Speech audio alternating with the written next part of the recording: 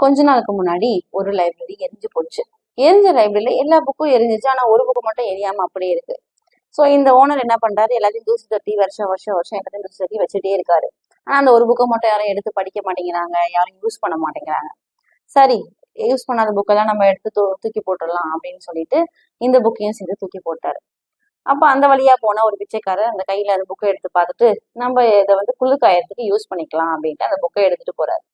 எடுத்துட்டு போறவரு, சரி இது எரிக்கிறதுக்கு முன்னாடி ஒரு வாட்டி நம்ம படிச்சு பார்ப்போம், இதுல என்னதான் எழுதியிருக்காங்க அப்படின்ட்டு திறந்து பார்க்கையில, கடற்கரை ஓரத்துல சூடான கல்லை கண்டுபிடிக்கிறவங்களுக்கு அவங்களோட கனவுகள் எல்லாமே நிஜமாகும் அவங்க வாழ்க்கையில அப்படின்னு ஒரு வாசகம் அவர் பாக்குறாரு.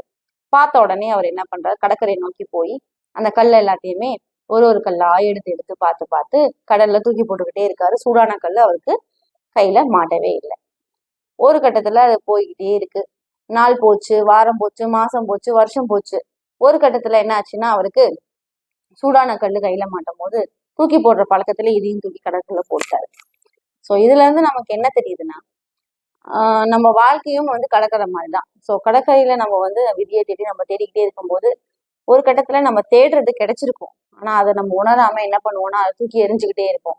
ஸோ அதனால நம்ம கையில எந்த பொருள் கிடைச்சாலும் சரி, அதோட வேல்யூவை நம்ம ஃபர்ஸ்ட் உணரணும். அதோட இம்பார்ட்டன்ஸை நம்ம தெரிஞ்சுக்கணும். இது தெரிஞ்சா மட்டும்தான் அந்த பொருள் நமக்கு கிடைச்சதை நம்ம உணர முடியும். இல்லைன்னா நம்ம இன்னொன்னு தேடி தேடி தேடி பெட்டர் பெட்டர் பெட்டர்னு அடுத்தடுத்து போய்கிட்டே இருக்கோம். ஸோ நீங்களும் அதே மாதிரி யோசிச்சு பாருங்க.